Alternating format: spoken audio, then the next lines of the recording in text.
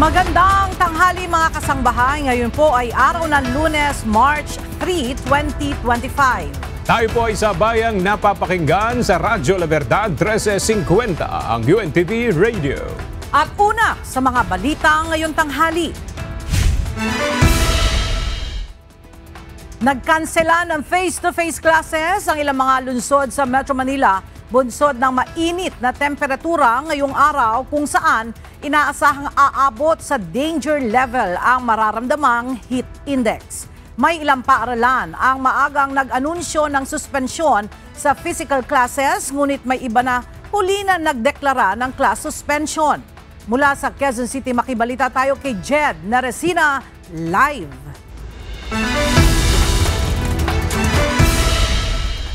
Jed, ano-anong mga lungsod ang nagsuspende ng face-to-face classes ngayon dahil sa matinding init? Magandang tanghali, Ella. So ilan nga sa mga lungsod sa Metro Manila yung nagkansela ng face-to-face classes ngayong araw dahil umabot sa danger level yung heat index forecast ng Pag-asa sa National Capital Region.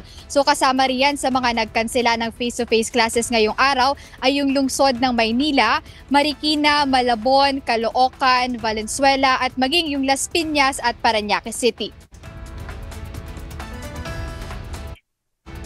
Inaasahang aabot sa 46 degrees Celsius ang heat index sa Metro Manila ngayong araw, partikular sa Science Garden Station ayon sa Pag-asa. Dahil dito ilang lungsod ang nagpatupad ng class suspension at alternative learning modalities. Kinansela na ang afternoon classes sa lahat ng antas sa public at private school sa lungsod ng Maynila ngayong araw. Base sa weather forecast ng Manila DRRM Office, posibleng maramdaman ng heat index na 42 degrees Celsius bandang alas 2 ng hapon. Sa flag raising ceremony naman kanina, pinaliwanag ni City Mayor Hani Lacuna ang dahilan bakit hindi pa nag-anunsyo ng maagang suspensyon. Baka tatanungin na naman ninyo, Mayor, ba't hindi ka pa nagdedeklara? Wala pa hong dahilan para magdeklara tayo o magsuspend tayo ng klase ngayong umaga. Dahil sa huling talaho natin, hanggang alas 10 ng umaga, ang ating pong temperatura ay nasa 36 hanggang 38 degrees lamang po. Walang basehan para magsuspend tayo ng klase. Sa Marikina City, kanselado na rin ang panghapong klase sa paaralan sa lahat ng antas. Samantalang maagang pagpapauwi o early dismissal naman ang ipinatupad para sa mga pang-umagang klase sa lungsod ng Marikina.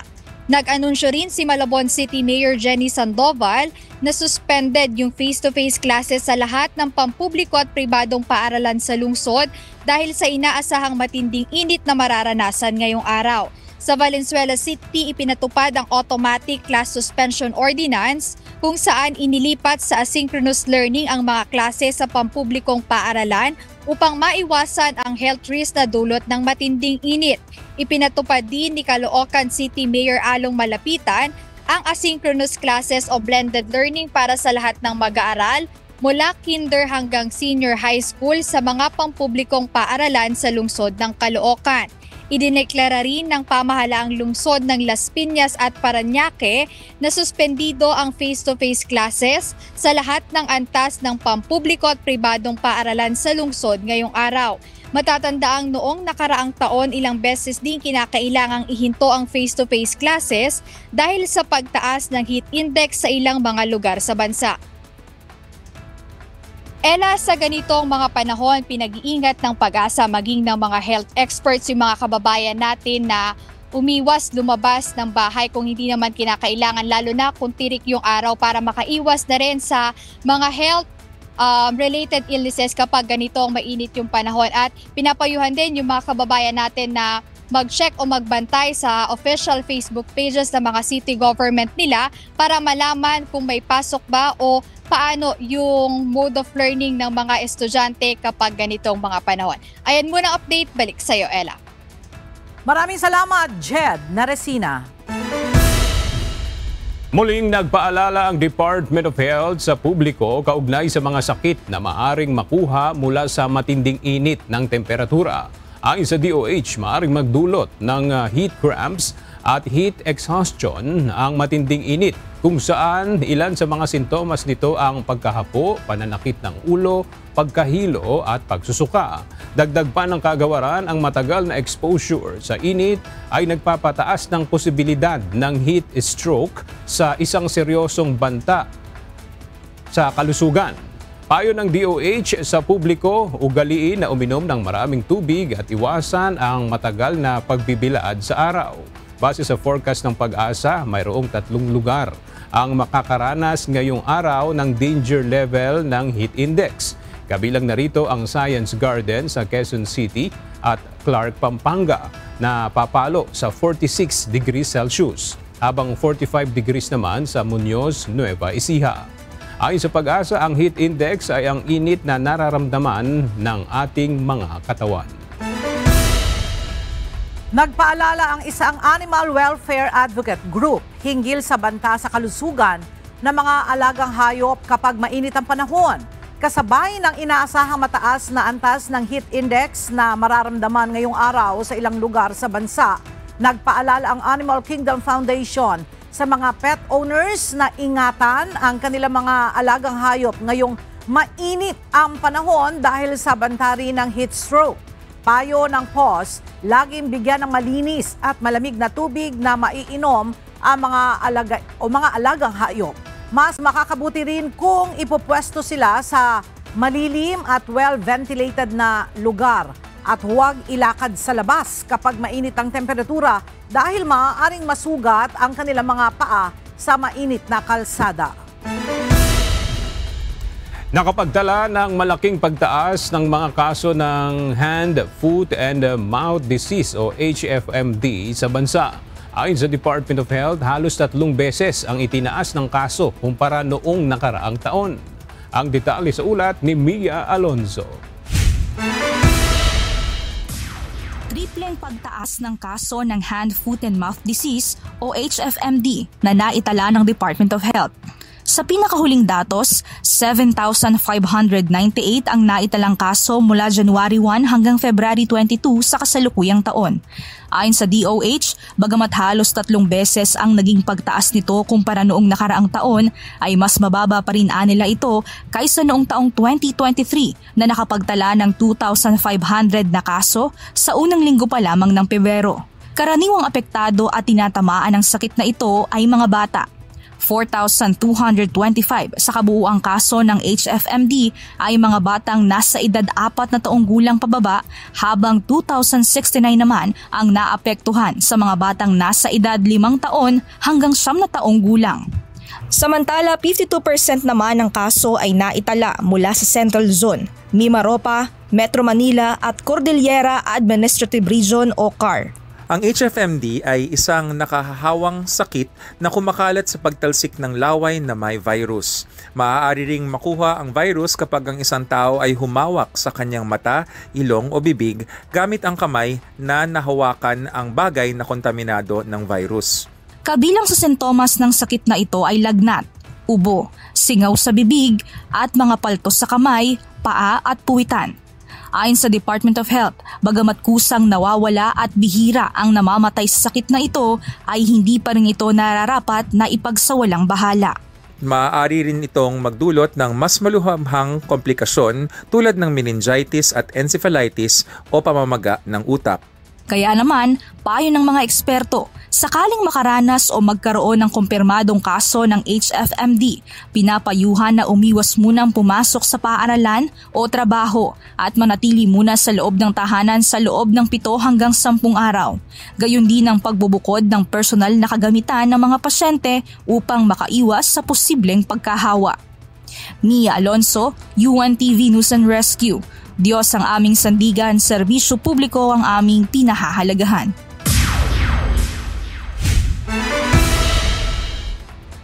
Good news para sa mga motorista. Magpapatupad ng rollback bukas ang mga kumpanya ng langis. Base sa advisory ng mga oil company, bababa ng 80 sentimos ang kada litro ng diesel. habang 90 sentimos naman ang magiging bawas sa kada litro ng gasolina at mahigit pisong rollback sa kada litro ng kerosene. Ang panibagong bawas presyo sa langis ay bunsod pa rin ng pabago-bagong galaw ng oil price sa international market. Ibinalita ng Department of Energy ang pagpapalakas ng kooperasyon ng Pilipinas at South Korea kaugnay ng malinis na enerhiya sa pamamagitan ng 2024-25 Knowledge Sharing Program o KSP. Tututukan ng programa ang pagpapalawak ng renewable energy, electric vehicle integration, grid modernization at nuclear energy development upang mapabuti ang sektor ng enerhiya sa bansa.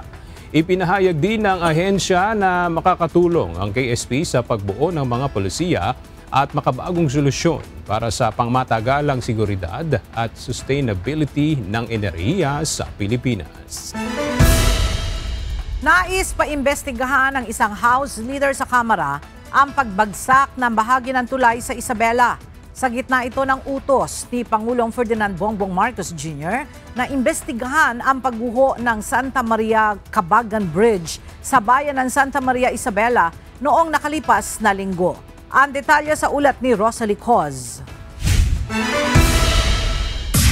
Dapat matiyak na mapanagot ang mga nasa likod ng pagbagsak ng isang bahagi ng Cabagan Santa Maria Bridge sa Isabela noong February 27, Huwebes.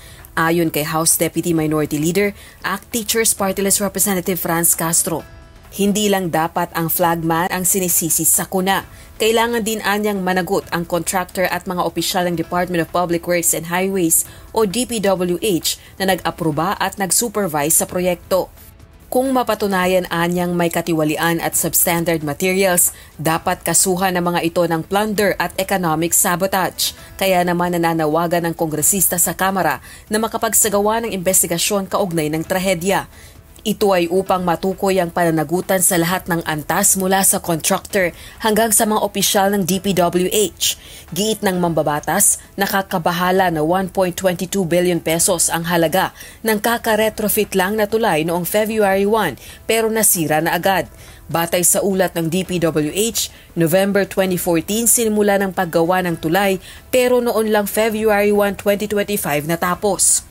Gumuho ang ikatlong parte ng tulay mula sa bahagi ng Cabagan noong nakalipas na Huwebes matapos dumaan ng isang dump truck na may kargang malalaking bato at tinatayang may bigat na mahigit 100 tonelada. 6 ang nasaktan sa insidente. Pinaiimbestigahan na ni Pangulong Bongbong Marcos Jr. ang pagguho ng bahagi ng tulay sa Isabela ayon sa Malacanang. Rosalie Coz, UNTV News and Rescue. Diyos ang aming sandigan, serbisyo publiko ang aming pinahahalagahan. Nag-inspeksyon ngayong araw sa Central Office ng Land Transportation Office si Department of Transportation Secretary Vince Dizon. Ang pagbisita ng kalihim ay bahagi ng kanyang bagong panunungkulan sa DOTR at mga ahensyang nakapailalim sa kagawaran. Mula sa Quezon City, alamin natin ang detalye kay JP Nunez live.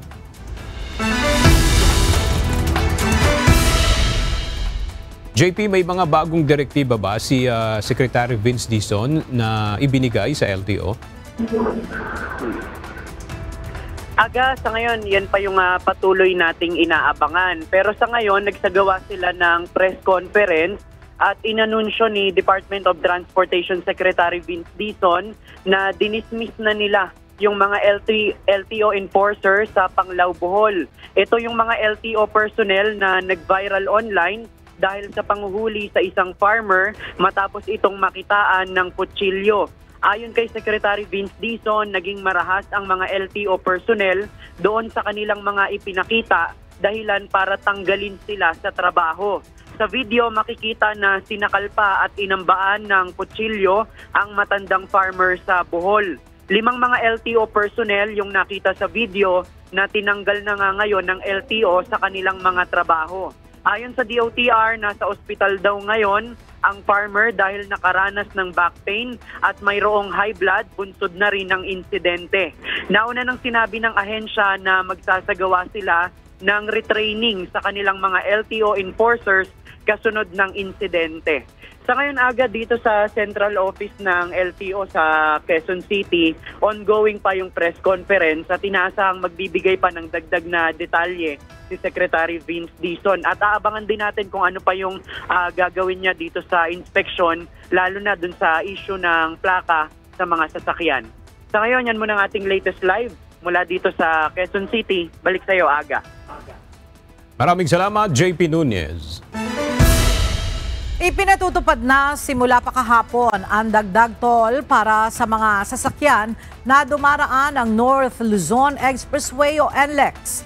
Nauna nang ipinaliwanag ng Toll Regulatory Board na ang naturang toll hike ay bunsod ng mga nagdaang proyekto sa NLEX na kinakailangan mabayaran mula sa operator nito. Mula sa Balintawak Toll Plaza, makibalita tayo kay Nestor Torres, live. Nestor, magkano na ba ang toll na kailangan bayaran ng mga motoristang dadaan ng NLEX? Kailan magandang tanghali dito sa Balintawak Toll Plaza. Hati ang opinyon ng mga motorista. Merong payag at hindi payag na dagdag singil sa toll. At iba naman sa kanila ay nagsaka sa biglang pagtaas ng singil sa toll. Lalo na ang mga bumabiyahe pa norte gaya ng end-to-end from Metro Manila at Mabalacan, Pampanga. Sa Class 1 na vehicle ay additional 57 pesos. Ang dagdag sa Class 2 naman ay additional 142 pesos. At sa Class 3 naman ay 171 pesos ang dagdag doon sa mga malalaking truck.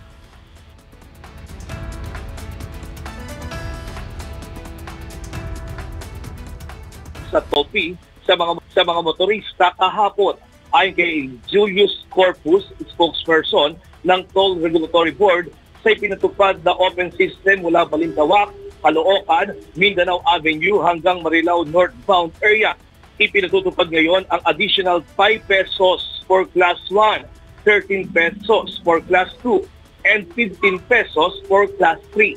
Ayon kay Corpus, ang nasabing toll hike ay pinagkasunduan ng pamahalaan at ng toll operators investment sa petisyon nila na toll hike noong pang 2022 na inaprubahan naman ng TRD.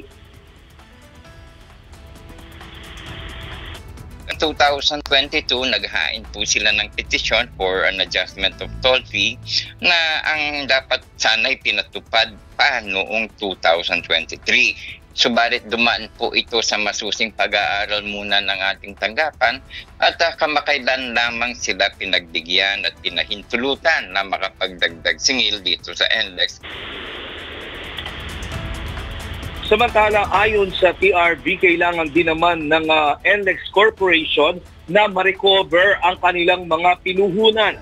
Kasama na dito ang additional project na pinakikinabangan ng mga motorista ngayon sa Candaba Viaduct sa Pampanga sa NLEX na December pa binuksan noong nakaraang taon. Pinagbigyan naman ito ng TRB dahil sa pinatutupad na toll hike para makabayad sa mga ginastos. At yan, one thing latest live mula dito sa Balintawak Toll Plaza. Balik sa iyo. Ella? Maraming salamat, Nestor Torres. Hinikayat ng Malacanang ang mga lokal na pamahalaan na ibenta ang National Food Authority o NFA rice sa halagang 33 pesos kada kilo sa halip na 35 pesos upang matulungan ang mga mamimili. Sinabi ng Presidential Communications Office na maaring tularan ng ibang lungsod at probinsya ang ginawa ng San Juan City LGU kung saan ibinenta nila ang NFA rice sa parehong presyo ng pagkakabili nito. Ayon sa NFA, sinimula na ng San Juan ang pagkuha ng stock habang inaasahang susunod ang Navotas, Cotabato at Camarines Sur sa programa para sa mas murang bigas. Nananatiling mataas ang presyo ng karneng baboy sa merkado ayon sa Department of Agriculture. Nadulot pa rin ang African Swine Fever o ASF. Gayunman, ayon kay Agriculture Assistant Secretary Joycel Panlilio, nabawasan na mga lugar na apektado ng ASF kaya naman posibleng unti-unti na ring bumaba ang presyo nito sa merkado. Mula sa Maypaho Market sa Caloocan City, may report si Mia Alonzo live. Mia, ano-ano na ba ang mga hakbang na ginagawa ngayon ng Department of Agriculture para maresolba itong problema sa mataas na presyo ng baboy? Magandang tanghali sa iyo, Ella. Nagsasagawa na nga ang ahensya ng repopulation sa baboy. Ayon sa Department of Agriculture ay kapag na-test nila yung mga biik na ligtas sa ASF ay magbibigay sila sa mga hog farmers, sa mga hog raiser ng hanggang 3 at hanggang 5 na mga biik upang kanilang mapalaki, maalagaan at maibenta rin dito sa merkado.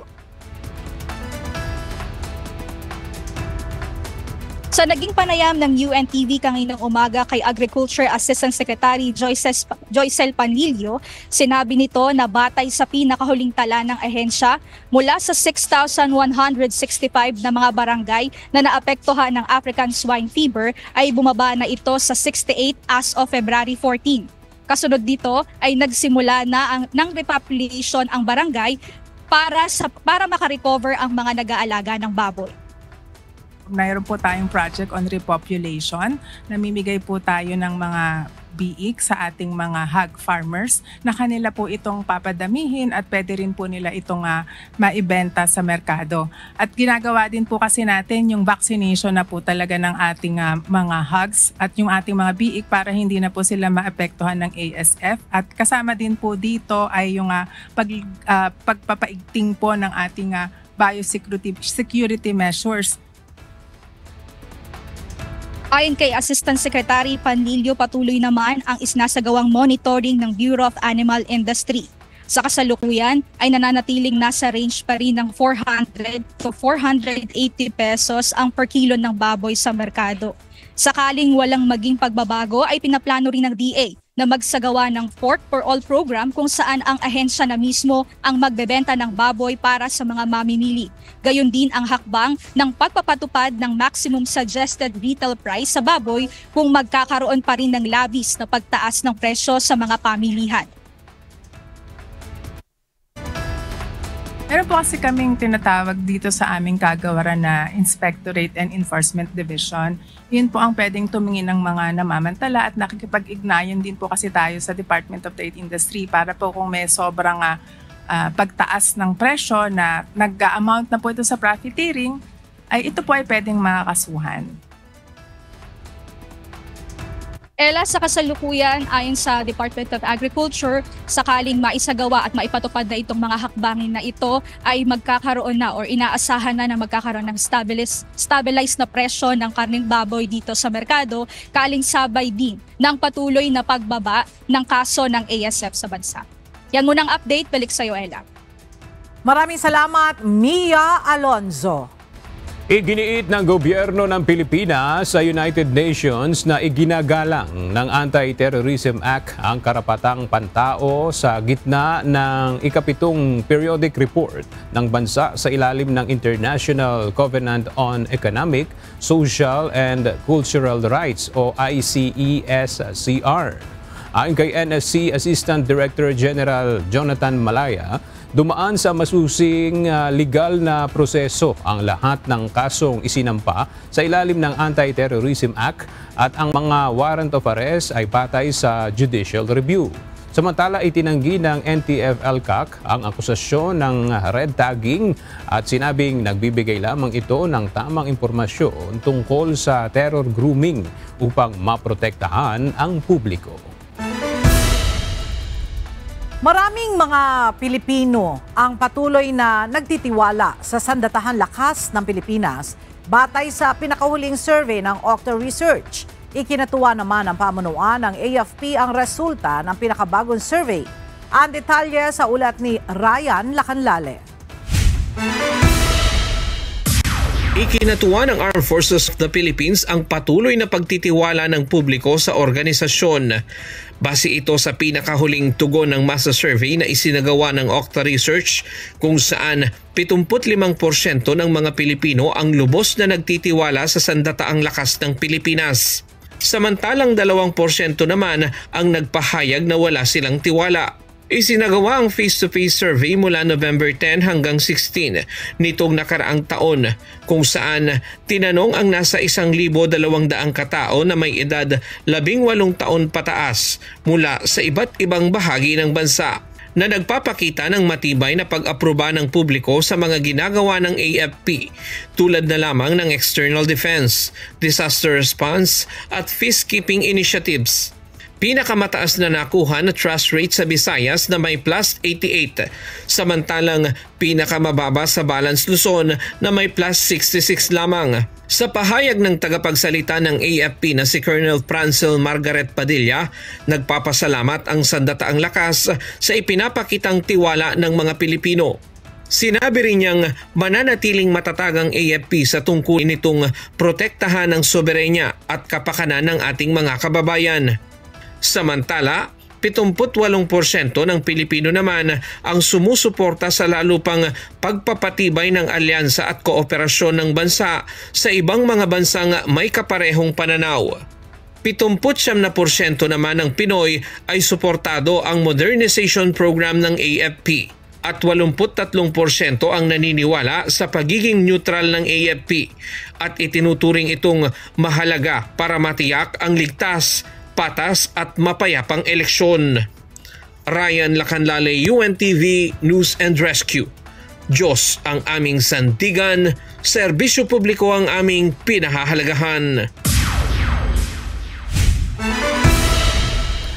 Nanawagan si House Assistant Majority Leader Jay Conggun kay Defense Secretary Gilbert Teodoro na palakasin ang seguridad ng bansa matapos ang pagka-aresto sa mga umano'y Chinese spies. Ayon kay Conggun, posibleng may malalim ng operasyon ng foreign intelligence sa mga estratehikong pasilidad ng gobyerno. Kaya dapat higpitan ang internal security protocol. Binanggit din niya ang banta ng panghihimasok ng mga dayuhan sa nalalapit na halalan, kaya nananawagan siya sa COMELEC at DICT na magpatupad ng mga hakbang upang maiwasan ang anumang impluensya mula sa ibang bansa. Ipinagtataka ng isang House Leader ang tila pananahimik ng ilang kandidato sa pagkasenador sa umano'y pang-espiya ng China sa Pilipinas. Ayon kay House Assistant Majority Leader Zambales, Representative Jay Conggun, dapat maging top priority ng mga nais magsilbi sa pamahalaan ang usapin ng national security. Mula sa House of Representatives, makibalita tayo kay Rosalie Coz live.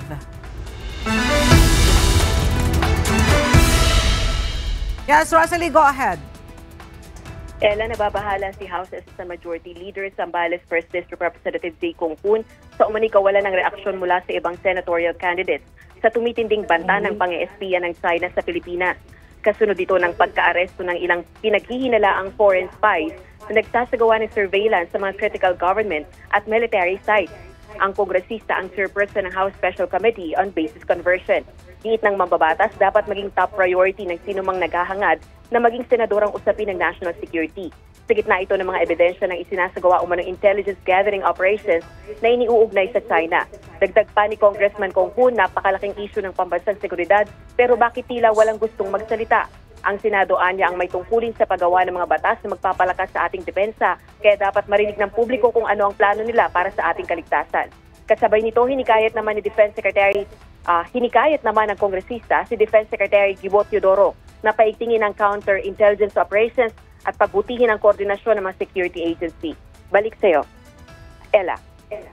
Maraming salamat, Rosalie Coz. Naaresto ng mga tauhan ng Criminal Investigation and Detection Group o CIDG ang 4 na Chinese national na nagbebenta ng pekeng footwear brand. Ayon kay Criminal Investigation and Detection Group Director Police Major General Nicolas Torre III, nadiskubre din ng mga otoridad ang 3 warehouse ng mga ito sa Mikawayan, Bulacan. Nakumpiska ng mga otoridad ang nasa 75 million pesos na pekeng footwear. Kasama din sa nakumpiska ang mga business receipt, computer sets, CCTV DVR at web mill printer. Ang mga suspect ay nahaharap sa paglabag sa Section 170 ng Republic Act 8293 on Intellectual Property Code of the Philippines. Idinepensa ni Presidential Communications Office Secretary Jay Ruiz ang desisyon ng Malacanang na magsumite ng courtesy resignations ang lahat ng presidential appointees sa PCO. Ayon sa PCO Secretary, kailangan itong gawin upang magkaroon siya ng free hand sa tanggapan at madala rin sa loob ng PCO ang mga taong kanyang pinagkakatiwalaan. Usually gano'n naman talaga kasi we're all presidential appointees here. So, para lang sa amin naman, siyempre, free hand sa pag-paging ng ating kasama. Mahirap din po kasi. Bukas si Senate President Francis Escudero sa tulong na inalok ni Senator Aquilino Coco Pimentel sa pagbalangkas ng rules of impeachment. Kasunod ito ng rekomendasyon ni Senator Francis Tolentino na bumuo ng isang special subcommittee para sa naturang aksyon. Mula sa Senado, narito ang report ni Asher Cadapan Jr. live.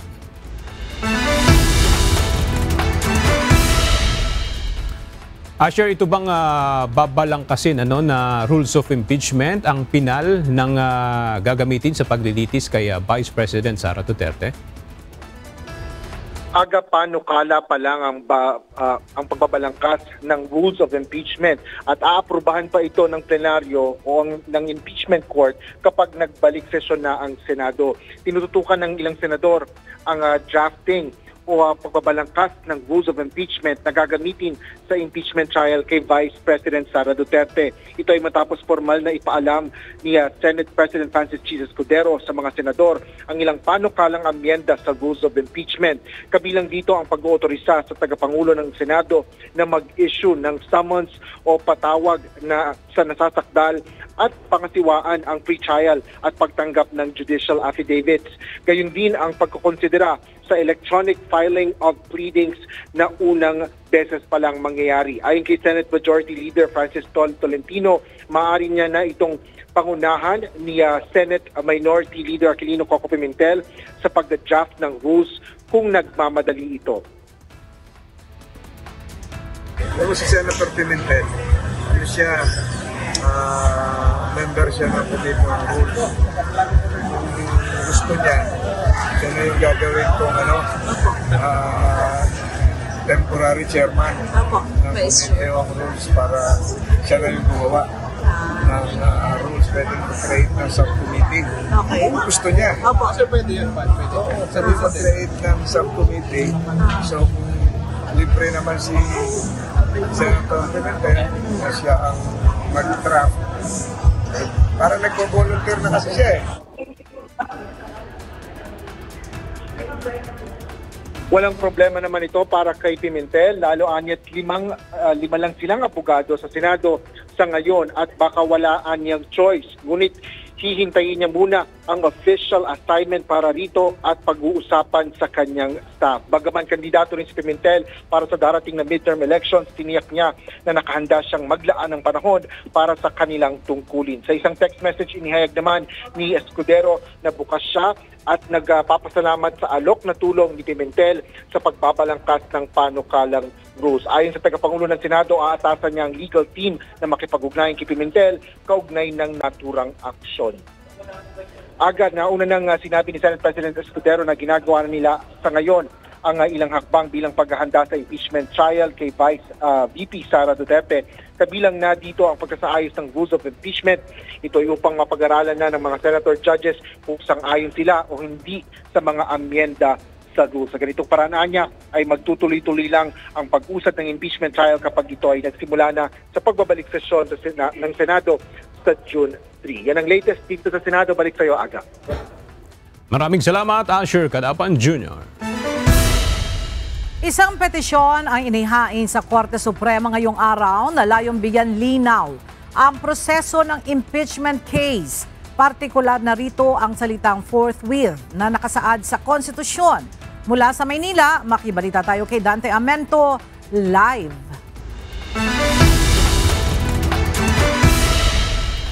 Dante, sino ang naghain ng petisyon na yan at ano ba ang nais niyang linawin ukol sa proseso ng impeachment? Magandang tanghali, Ella. Isang pribadong individual at guro ang nagtungo nga sa Korte Suprema kanina.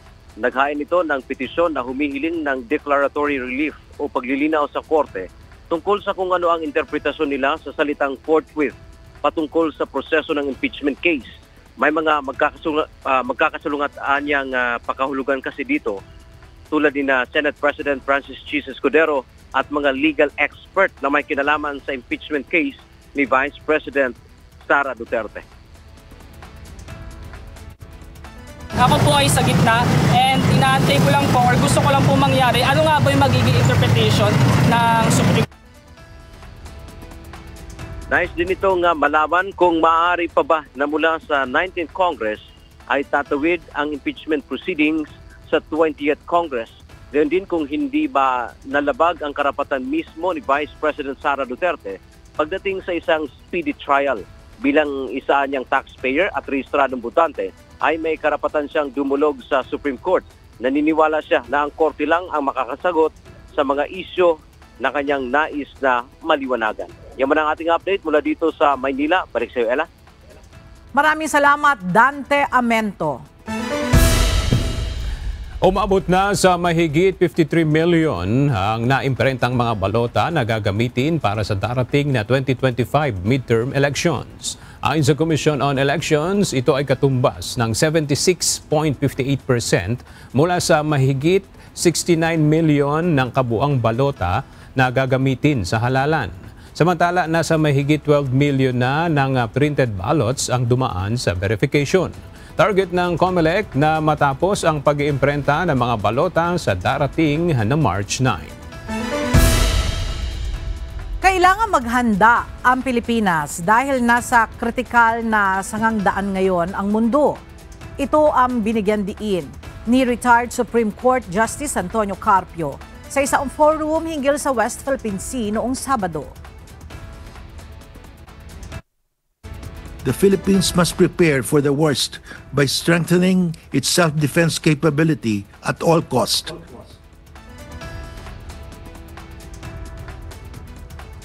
Anya, nagbabago patungo sa pagsama ang umiiral na international order. Nagbabago rin at maaaring mabuwag ang alyansa ng mga bansa. Halimbawa nito ay ang pagboto ng US kasama ang Russia at North Korea laban sa isang UN General Assembly resolution na kumukondena sa pagsalakay ng Russia sa Ukraine. Kaya panawagan ni Carpio sa mga mambabatas, tigilan ang pagtapyas sa pondo ng AFP Modernization Program upang dagdagan ang kanilang pork barrel. Members of the Philippine Congress must stop reducing the budget for the AFP, Armed Forces of the Philippines Modernization, to increase their own pork barrel. In fact, members of the Philippine Congress must forego their humongous annual pork barrel for the next 25 years if the Philippines has to modernize its armed forces to defend the West Philippine Sea. Samantala, nagpahayag si Baguio City Mayor Benjamin Magalong sa pagsang-ayon sa panawagan ng dating Chief Justice, ngunit duda ang alkalde na tutugon dito ang mga mambabatas. I'm really very sorry, Justice Carpio, pero sa tingin ko, yung call ho ninyo, tama ho yung call ninyo. Maganda po yung call ninyo. Pero sa tingin ko, wala hong gaanong magre-respond yan positively dun sa call nyo na yan. I'm sorry ho, kasi talagang bulag na ho sila, bingi pa sila. Ipapaubaya ng Malacanang sa Department of Foreign Affairs ang reaksyon ukol sa nangyaring komprontasyon sa pagitan nila United States President Donald Trump at Ukraine President Volodymyr Zelensky sa White House. Ayon kay Presidential Communications Office Undersecretary Claire Castro, wala pang reaksyon si Pangulong Ferdinand Marcos Jr. sa usaping ito. Umaasa ang Malacanang na mananatili ang pagsuporta ng Estados Unidos sa posisyon ng Pilipinas sa West Philippine Sea. Ngunit ang lahat ng isyu na ito ay ipapaubaya ng PCO sa DFA.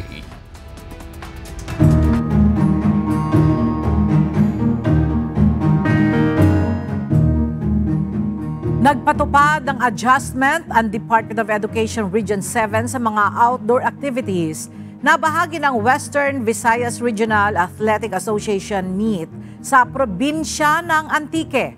Ito ay upang maiwas ang mga kalahok sa banta ng heat stroke sa gitna ng nararanasang mainit na panahon. At para sa detalye, may report si Lalaine Moreno live. Lalaine, may mga napaulat na bang nagkasakit mula doon sa mga partisipantan dahil sa mainit na panahon? Ella, inihayag ng Department of Education na may 2 atleta na nagkasakit kahapon dahil sa mainit na panahon, pero mild lamang ang kanilang nararamdaman at ngayon ay nasa mabuting kalagayan na sila. Nagpatupad ng schedule adjustment sa schedule ang Department of Education sa mga outdoor activities sa nagpapatuloy na Western Visayas Regional Athletic Association o WEVRA Meet 2025. Ito ay upang maiwasan ang pagkakasakit sa mga batang sumasali sa mga outdoor games. Kahapon, opisyal nang nagsimula ang WEVRA Meet 2025 sa probinsya ng Antique na dinaluhan ng 5,000 atleta, technical teams at mga delegado. Ayon sa DepEd, kinailangan nilang limitahan ang schedule ng mga outdoor activities dahil sa inaasahang mataas na heat index sa probinsya. Kahapon, umabot sa 37 degrees Celsius ang heat index sa ilang lugar sa Western Visayas. Mas maagang inumpisahan ng mga outdoor activities mula alas 7 ng umaga. Sa 24 na sports category, 5 dito ang outdoor games tulad ng archery, football, futsal, softball at swimming. Ipinagbabawal muna ang paglalaro mula alas 10 ng umaga hanggang alas 2 ng hapon kung saan tirik ang araw. Habang tuloy-tuloy naman ang indoor games. Sakali namang may maapektuhan na mainit na panahon, may mga nurses, doktor at ambulansya na naka-standby sa mga sports venue. May mga fast lane rin na nakatalaga ang mga ospital para sa mga isusugod na atleta. Bago isasabak ang mga athletes, pinagsumite muna nila ng medical certificate ang mga ito. Pero nagsasagawa rin ng daily check-up at monitoring ang mga medical personnel sa mga bata, lalo na sa may mga maintenance. Tiniyak rin ng DepEd na may sapat na pagkain ng mga estudyante at malinis na supply ng tubig. Ella, matatapos itong WEVRA hanggang sa araw ng Biyernes, March 7.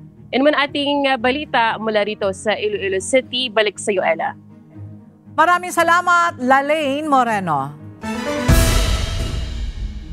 Hindi magkandamayaw ang ilang mga residente sa Karamuan, Camarines Sur dahil sa pagdagsa ng mga isdang espada, sapsap, talakitok at matambaka sa kanilang baybayin na anilay biyaya sa kanila ng dagat.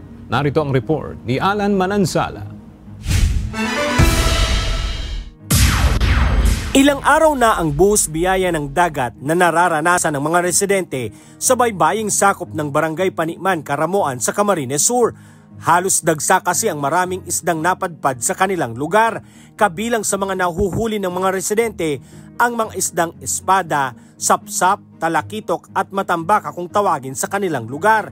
Base na rin sa videong kuha ni Jerry Makata Lara, makikita na February 28 pa lamang ay padami ang nahuhuling isdang espada sa Paniman.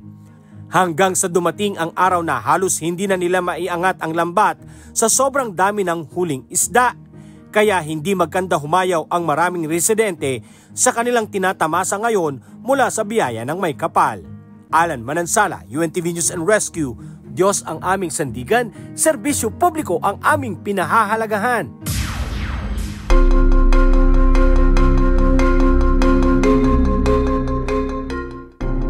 Inihayag ni UK Prime Minister Keir Starmer ang isang 4-point plan ng pakikipagtulungan sa Ukraine upang tapusin ang digmaan at ipagtanggol ang bansa laban sa Russia.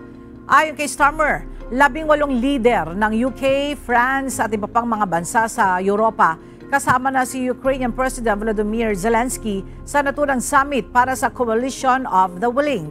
Pangunahin sa 4-point plan ang patuloy na pagpadala ng tulong militar sa Ukraine at pagpapalakas sa kakayahan ng Ukraine na ipagtanggol ang sarili. Layo nitong makadagdag ng economic pressure laban sa Russia. Ayon kay Starmer, patuloy pa rin nilang hihimukin ang Estados Unidos upang sumama sa bubuuing koalisyon. Ginawa ni Starmer ang pahayag 2 araw matapos ang mainit na palitan ng salita sa pagitan ni Ukrainian Zelensky at US President Donald Trump sa White House. Samantala, ipinahayag ni Zelensky ang kanyang pasasalamat sa suporta ng European leaders sa kanyang bansa maging ng Estados Unidos.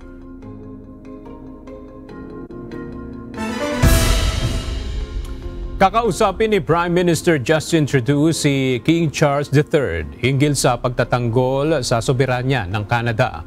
Ito ay matapos ang hayagang paghihimok ni US President Donald Trump na gawing ika-51 estado ng Amerika ang Canada.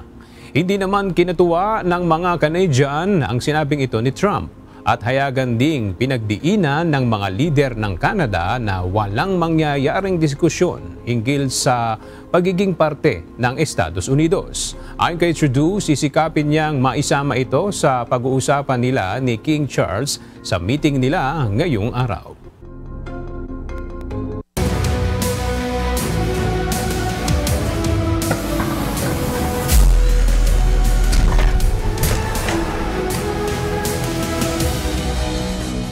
Nakapagtala ng kasaysayan sa regular season ng UNTV Cup ang Department of Agriculture Food Masters dahil sa back-to-back championship title na nakuha nito matapos talunin ang Ombudsman Graft Busters sa finals ng UNTV Cup Season 11. Tumanggap naman ng 3 milyong piso ang chosen beneficiary ng nagwaging grupo. Narito ang report ni JP Nunez.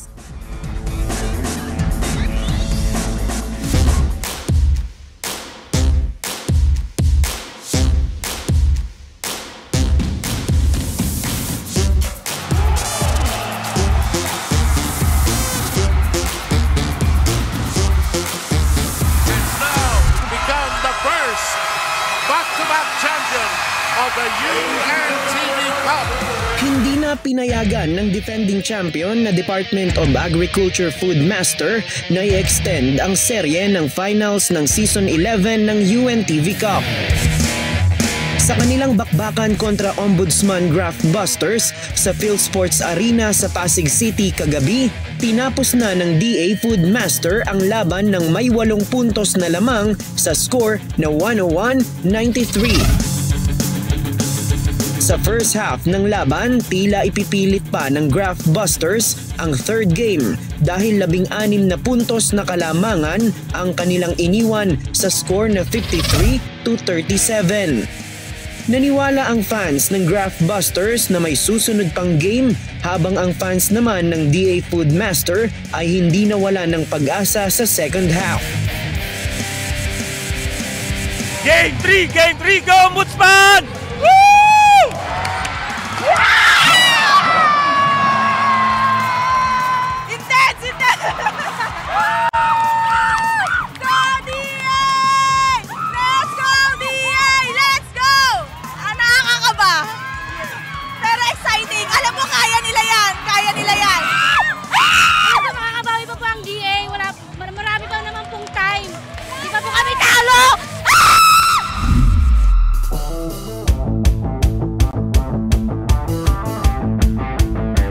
Nakakita ng pag-asa ang DA Food Master sa fourth quarter ng laban matapos silang maka 9-0 run kontra sa Graft Busters.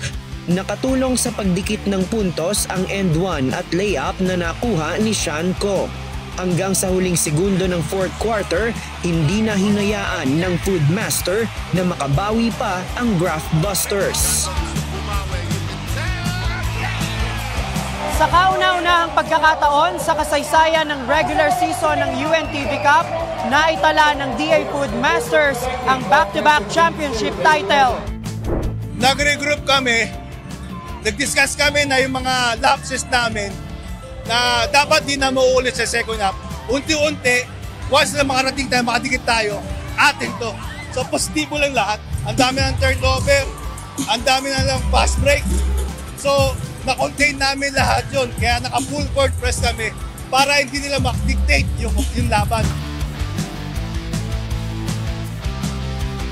daming players namin, na-thrown out, na-foul trouble. Walang excuse, ano? Walang excuse. Talo. Ando naman yung pressure lagi, no? Kasi nga, twice to beat sila, no? So, mas eager kaming manalo, Kaya lang, yun nga, medyo disorganized, nung dumidikit na kami, tapos foul trouble yung mga key players namin.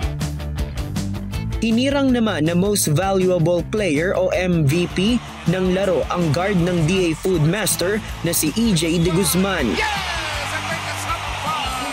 Sobrang thankful ako kay Lord na binigyan niya kami ng strength and skills para makapag-champion kami. At di na mabubura yung back-to-back. Grabe, saan ka makakita? Liga, may charity ang main goal. Daming natutulungan. Itinanghal namang season MVP ang dating season 10 finals MVP na si Sean Ko. Ayon sa season MVP, malaking factor ang team effort kaya niya nasungkit ang titulo. Ibang klase yung team namin. Special tong team na to. Kaya yung season MVP medyo syempre pinaghirapan pero mas madaling kung ganito ka-special yung team. Nakuha ng DA Food Master ang 3 milyong cash prize na kanila namang itutulong sa Pauong Buddhist Organization Incorporated. Ginagamit namin siya sa mga feeding program, mga calamities, yung pagka may bagyong nangyayari, nandun kami para tumulong sa kanila. So yung funds na mapapanalunan, either 2 million or 3 million, bibigay namin tulong sa mga tao na nangangailangan. Ang second place naman na Ombudsman Graph Busters nakuha ang 2 milyong pisong cash prize na gagamitin nilang dagdag pondo ng Ombudsman Provident Fund para sa pagpapautang sa mga empleyado ng ahensya. Magandang concept talaga. Thank you kay Kuya Daniel para sa ganitong laro. Nakag-enjoy na tapos nagbe-benefit pa. Bukod sa 2 koponan, nai-award na rin kagabi ang iba pang premyo sa mga sumaling koponan sa Season 11 ng UNTV Cup. Tumanggap ng 1 million pesos ang PhilHealth Consulta na kanilang itutulong sa Philippine Alliance of Patient Organizations Incorporated. Si PhilHealth Chief Executive Officer at President Dr. Edwin Mercado mismo ang tumanggap ng kanilang premyo.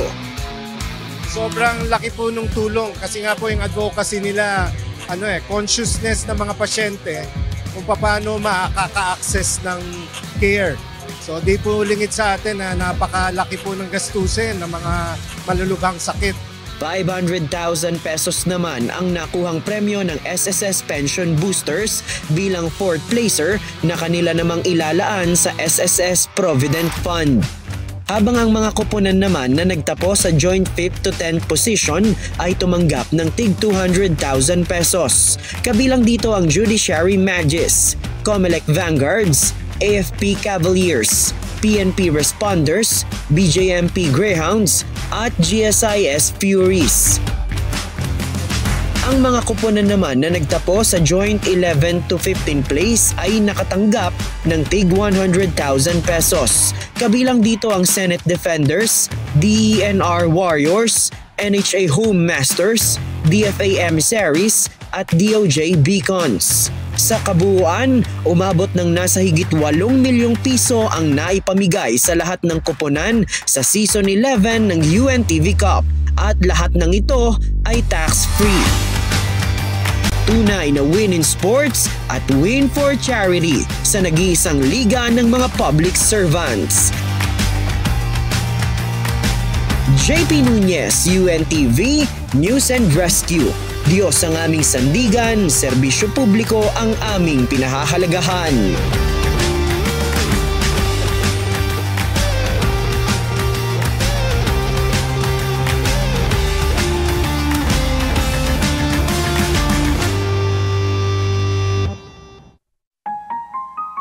At sa ating pong iiwang mga salita ng Diyos na ating sandigan mula sa Aklat ng Kawikaan, Kapitulo 15, versikulo 15 na nagsasabi, lahat ng mga araw sa nagdadalamhati ay masama, ngunit siyang may masayang puso ay may laging kapistahan.